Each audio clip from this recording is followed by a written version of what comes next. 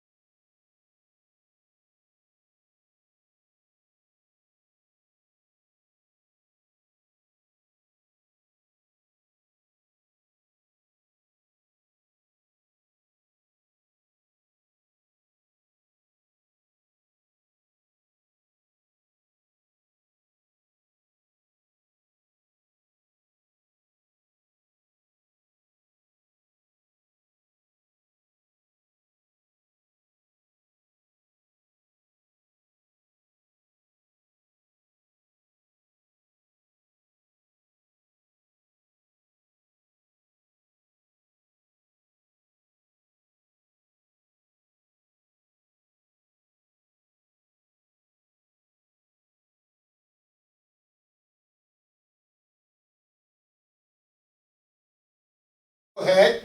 You were faithful over a few things. I will make you ruler over many things. My God. Enter into the joy of the Lord. Uh-huh. He also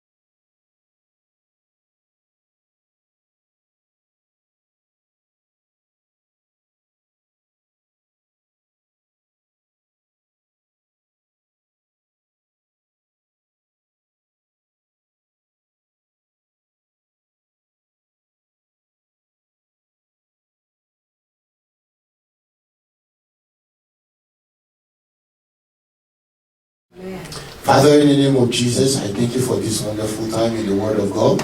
Lead me as I teach your children. I want to teach your word peacefully and calmly so they can understand. In Jesus' name, amen. Amen. Have a seat. God bless you. I am Pastor Eric, your slave. Hallelujah. I was born to serve you, and I'll serve you every day until I die. Hallelujah. Amen. The slave of the Lord. Hallelujah. God bless you.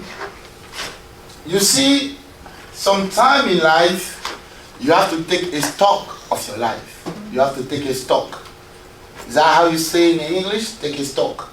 Retrospective. Amen. So you have to sit and throw back, do a retrospective of your life, and ask yourself, am I okay? Am I doing okay? Am I going to the right direction? Am I not going to the right direction? You see, when I see fly, I get scared. So this whole fly thing is taking over the country. Amen. Don't come to my head. Hallelujah. Me, I do warfare. I will kill you. Hallelujah. So last Sunday, we spoke about who? We spoke about what? The prodigal son. We said something about the prodigal son last Sunday. Hallelujah. It wasn't the prodigal son. It took us 20 minutes to find out that it was not the prodigal son. Hey! Last Sunday we spoke about the prodigal son. The Good Samaritan. No, it was the prodigal son. The Good Samaritan. We spoke about the Good Samaritan. And I told you, go ahead and become a Good Samaritan. Find somebody and give them a good gift. Hallelujah. I told you that it's amazing how Samaritan people, they are low class. They are low class in the land of Israel. There is always a problem between Israel and the Samaritan. However, the Samaritan know how to show more love than the Jewish and the priest. Amen. The priest and the Levite. And I tell you that when Jesus gave a parable, it was because a lawyer asked him, "What is my neighbor? Who is my neighbor?" In French, I say, "Qui est mon prochain?" So Jesus used this example to show who is his neighbor. Beloved, I'm sorry to tell you that your neighbor is not the one you sit at church with. Your neighbor is not the person you live in the neighborhood with. Your neighbor is the person that needs help. He doesn't know you. You don't know him. And worse, you have a problem with him. Hallelujah. That's your neighbor. Your neighbor is the person that is next to you. Anybody that is next to you that needs help, that you may know or you may not know. That's how in the kingdom we define neighbor. What does it profit to us if we help the people we know? Amen. You know, the preaching was full of revelation, and I pray that they upload it to the YouTube so you can watch it. Amen. I'm not going to come back on it. So like I said, today is the last preaching for the kingdom parable, and I'm going to give a natural advice. I'm going to regroup everything and give an advice to anyone that has here to hear. And next Sunday we're going to go to another theme. I'll reveal it. Hallelujah. You see, one thing is to see somebody and to envy what they got. Another thing is to do what they did to get what they have. Hallelujah. One thing is to be a nice person. Hallelujah. You are a nice person.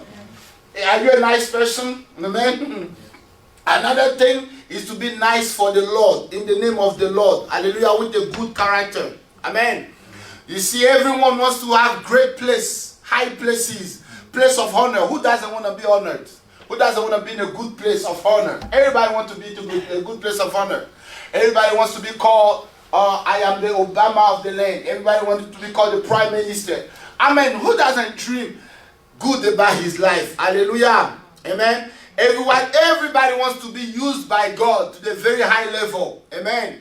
Everybody wants to experience the blessing of God. Amen. It's a dream of every young man, every young woman. Everybody. When I'm standing here, there may be one or two people watching and be like, "Oh, I wish I was like this man." May God be with you in the fullness of the lost. Hallelujah. Amen. Some people even wanna be like me. I hear somebody say the other day, "Papa, I want to be like you." And I said, "God bless you."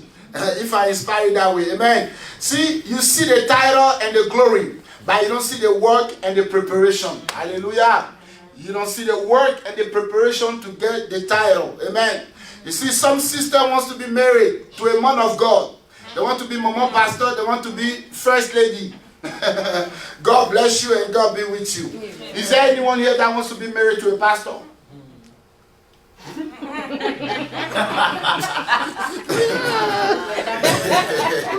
Is there anyone online that wants to be married to a pastor? Or a prophet of the Lord, or an apostle? Okay. Lift up your hand so I can see it online. Hallelujah.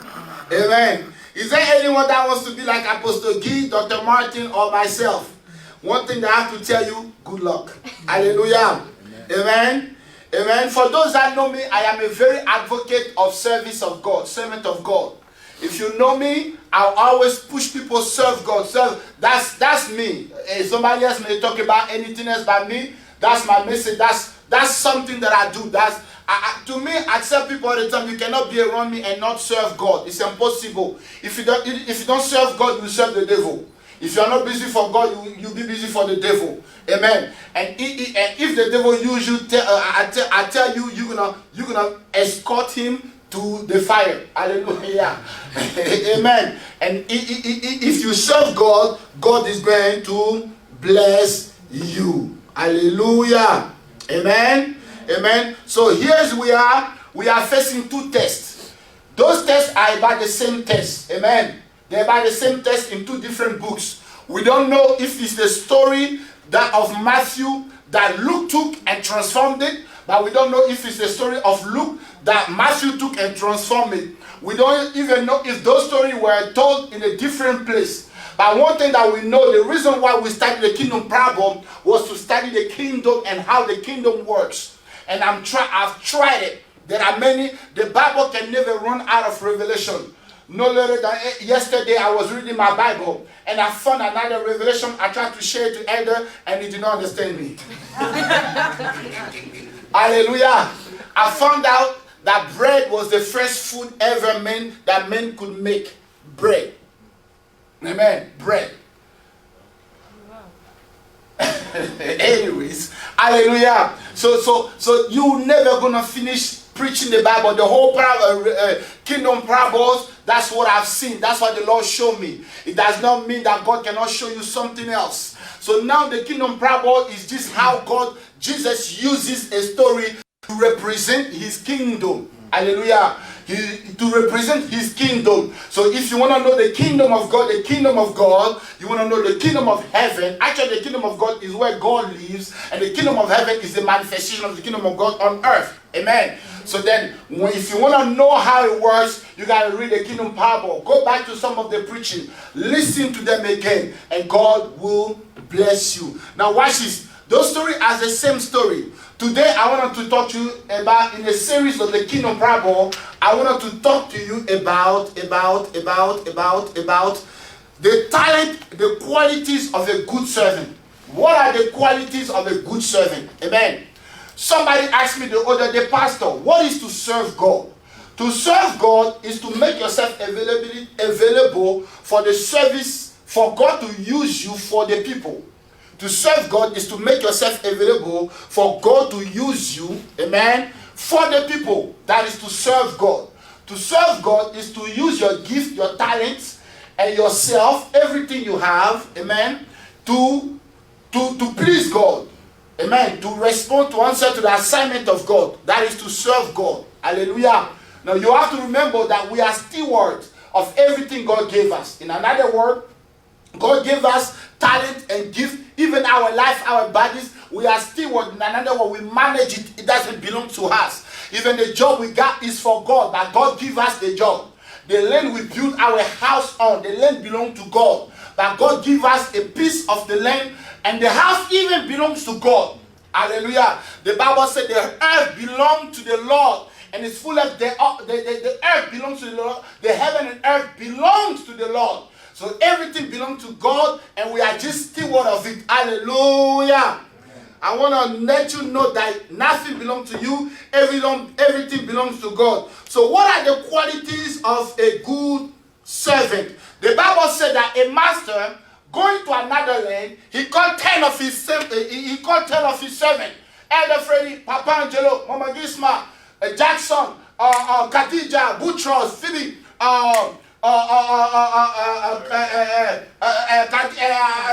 somebody,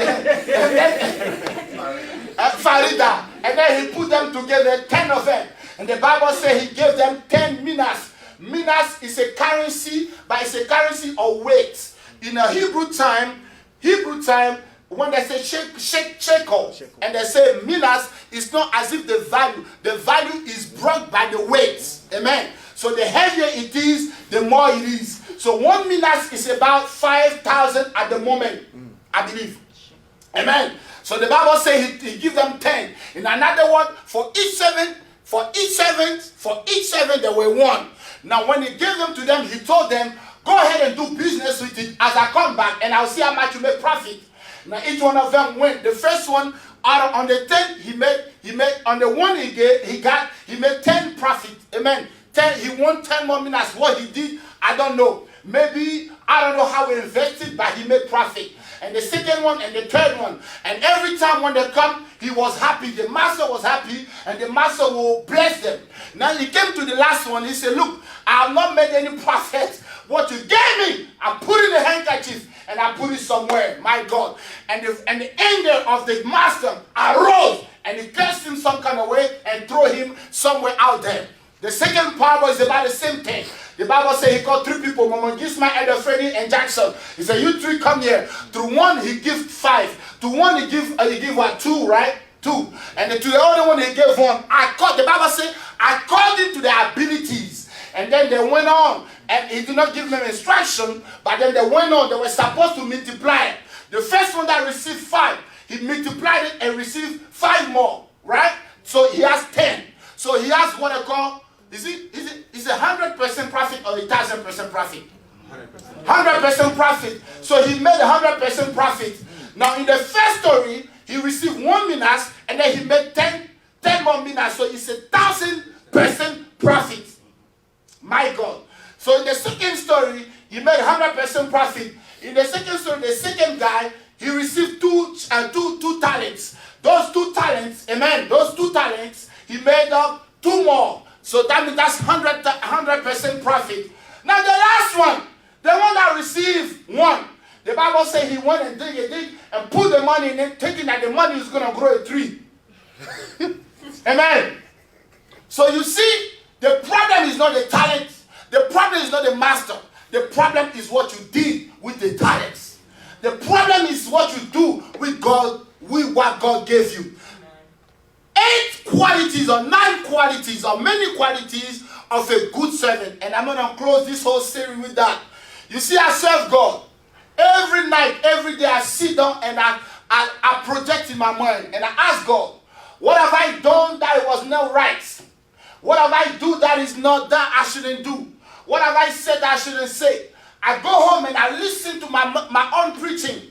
And I try to see what part did I get. If somebody was to be sitting in the chair, would he understand what I just preached? Every single day, if I were to appear before God, would God ever, how would God judge me? Every day, I ask myself this question. Every day, I ask myself this question. This question that I ask to myself help me to get going and correct myself. I may not be better. I may not be good. But for those that were with me for 2013 till now, you can tell there is a change. Hallelujah.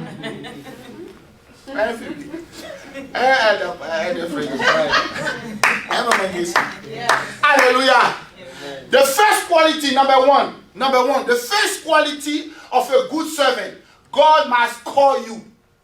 You cannot be good if God did not call you. Amen. Read for me the book of Luke, the story in Luke on verse 13. The story in Luke, the same story in Luke on verse 13. God must call you. Amen. Yes.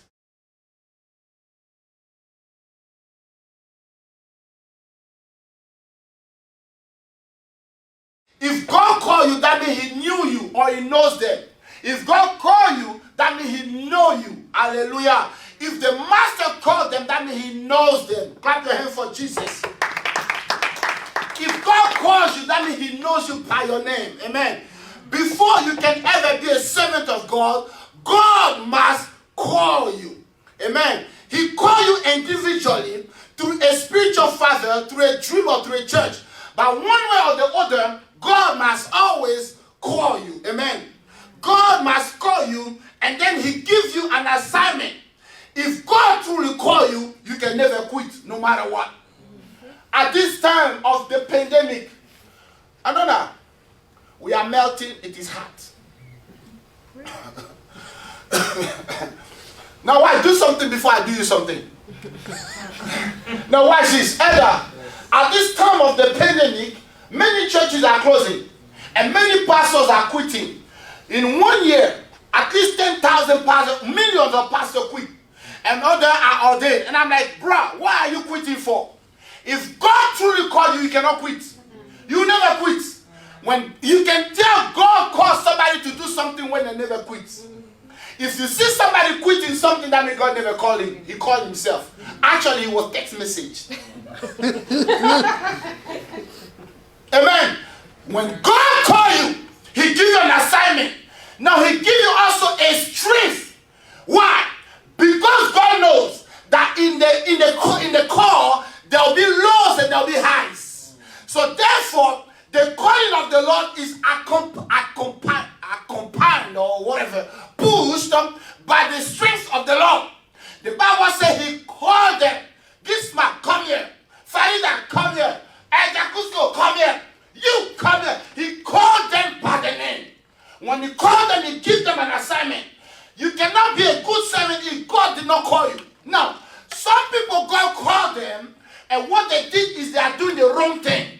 And I pray in the name of Jesus Christ that may the Lord set you to the right assignment. Amen. So you not be frustrated. Amen. The Bible said in the book of Mark chapter 3, verse 13 to 14. I can read it real quick. Mark chapter 3, 13 to 14. It says, and when he came up of the mountain and called to them those he himself wanted. The Bible says he called to them. Jesus finished praying. When he came down from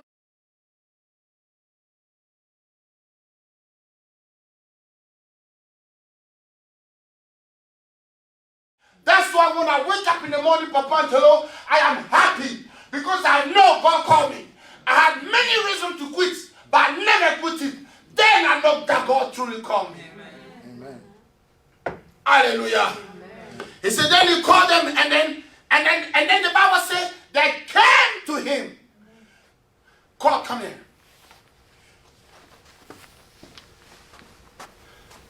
Go back. God. I did not say come. I called you. Call. You answer. Hey. Yes, Daddy. Oh my gosh. I'm going to send you back to Kansas City right now. Come. Yes, Daddy. Come here. The Bible says he called them and they came. The reason why Angelo did not come is because I did not call Angelo. Amen.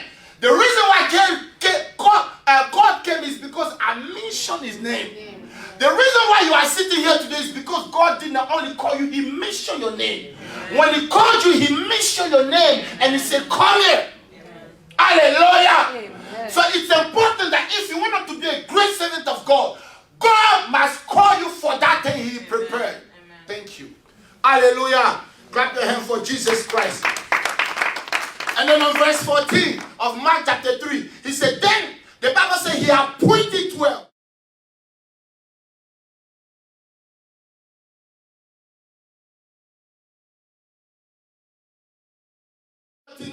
You find out that it's about the call. When you read the book of Isaiah 48, verse 12 to 13, you find out that it's also about the call. Hallelujah.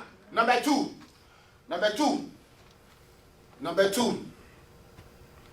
A good servant knows his gift and his talents. A good servant has a gift. He knows his gift. He knows it. Are you not taking notes? Servant. A good servant has a talent, he has a gift. Hallelujah. Amen. What is the soldier that goes to Iraq without a gun? You're going to fight the Taliban AK-47. You went to fight the ISIL without your bazooka, without your gun. You come back in the casket. Before God ever call you, He always going to make sure in our kingdom that He give you talents. Now we are about 8 billion people living on earth. God is so good that He gives talent to 8 billion of people, including trillion and trillion and trillion of angels. Each one of the angels, they have their own assignments. My God, the Bible says on verse 13 of Luke, verse 13 of Luke, verse 13 of Luke. Put me back on verse 13 of Luke. Luke chapter, yes, he says, so he called.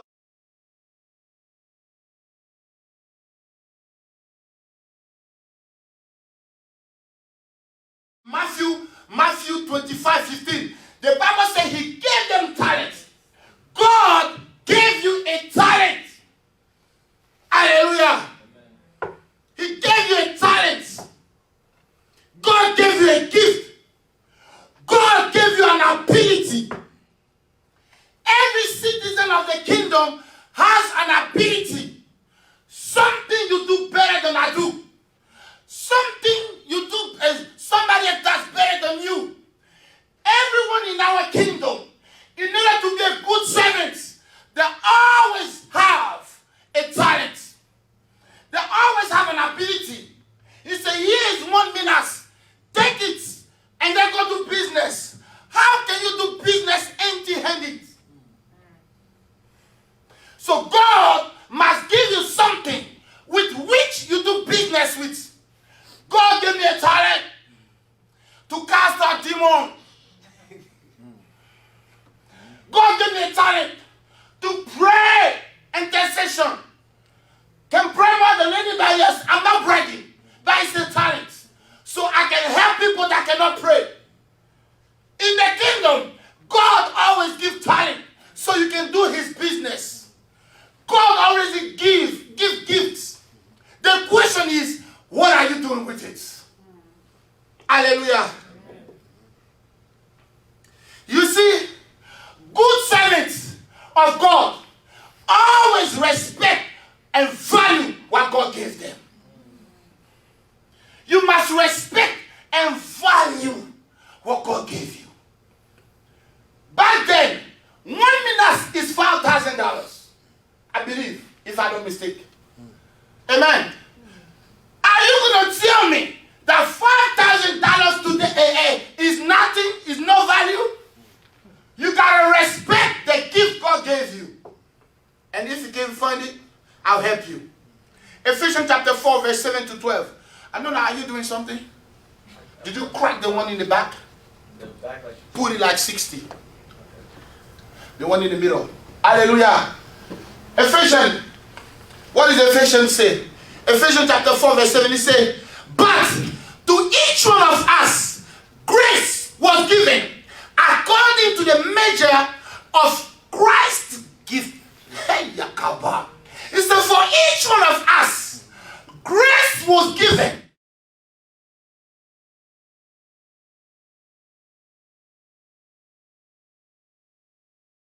When He has standing on high, He led captivity captive. He set them free and gave gift to men. When you skip on verse 11, the Bible says, and He gave.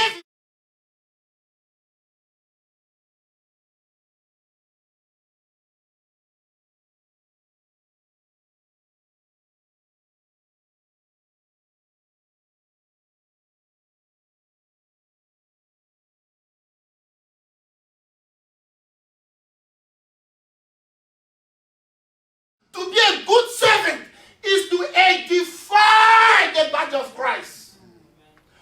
Est-ce que je te parle même? Are you listening?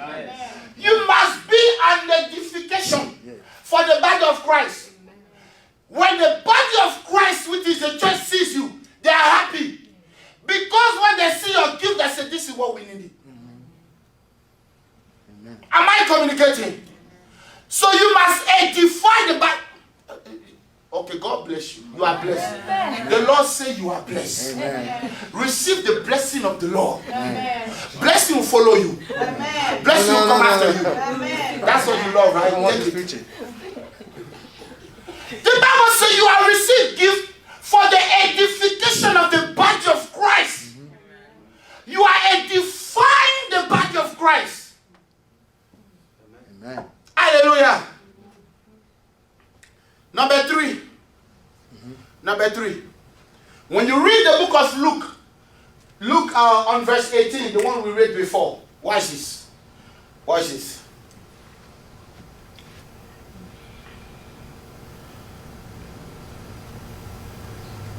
You see, he says, number 13. Okay, he said, and the second, read verse, now, Luke 19:13. 13. Okay, he said, he called 10 of his servants, delivered to them 10 minas, and said to them, do business. Do business.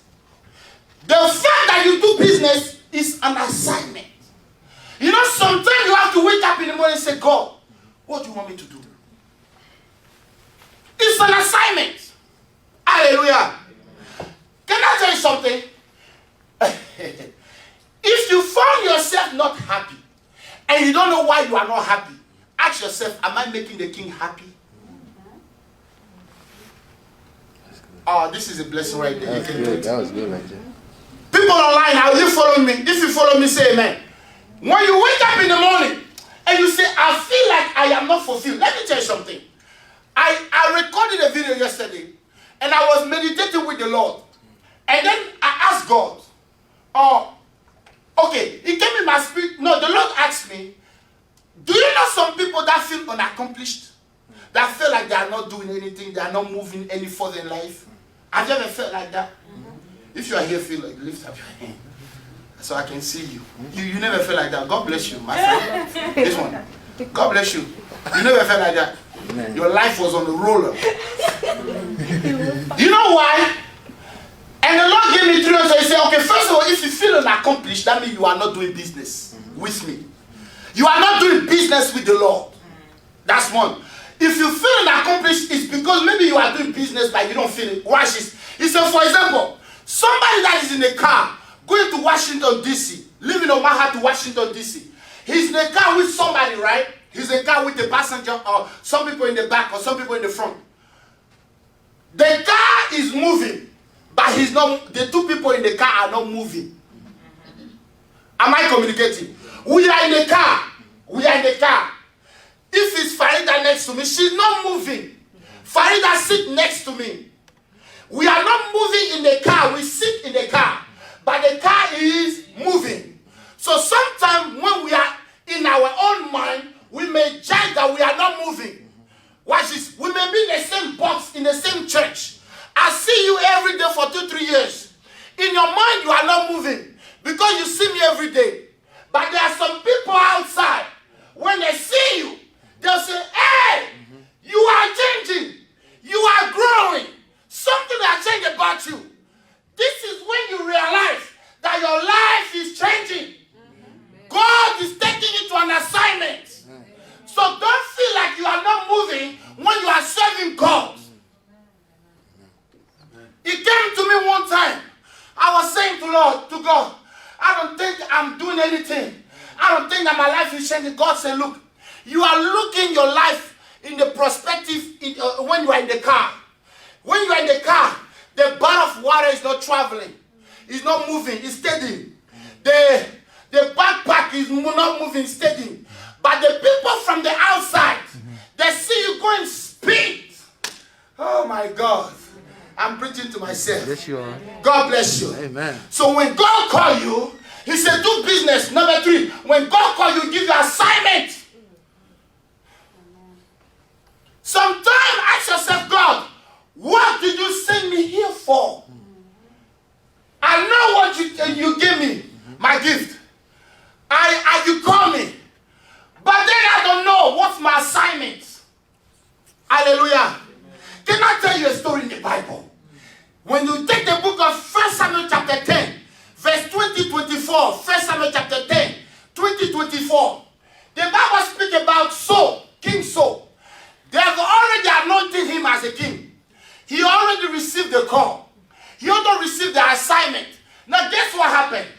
When they called the whole village of Israel to anoint the young boy, the Bible said he went and hid behind the bush.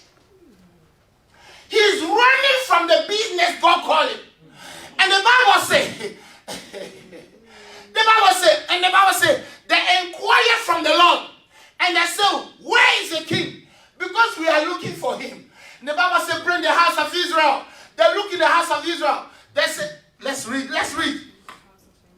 The Bible said, and when Samuel has caused all tribe of Israel to come near, the tribe of Benjamin was chosen. Amen.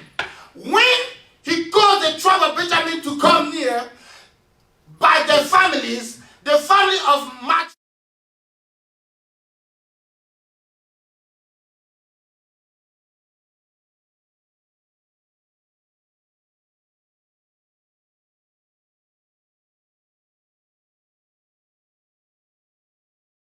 received the assignment, but the Bible said he could not be found. Is there anyone here that received a call, that received an assignment, but they cannot find him? And Boutros, and my friend, God called you with a gift. He gave you a call.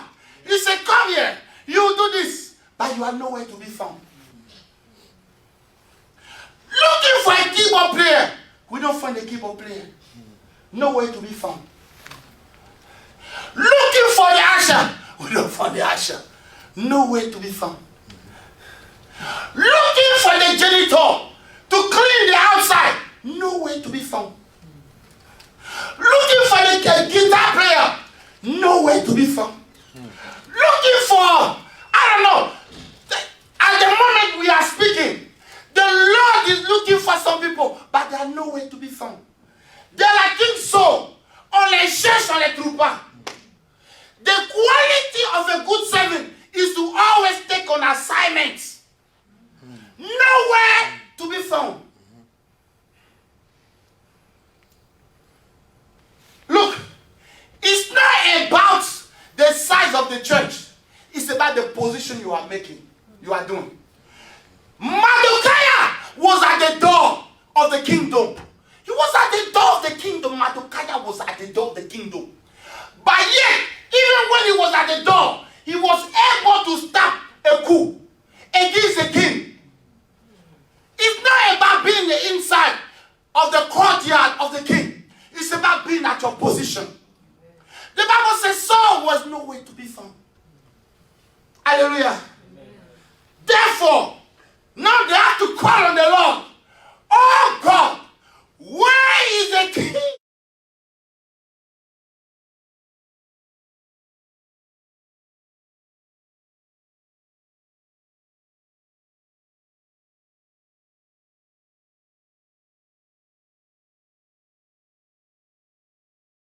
He's hiding. You are a king. You are hiding from the assignment. Who is going to lead the people? Good servant. Another, if you are watching me online, please watch me. Another sign that you are a good servant is never to hide from an assignment. How many servants, if we call for a wedding, they'll all show up? You know, I am pastor, my tongue is burning. There's fire on my tongue. I say everything.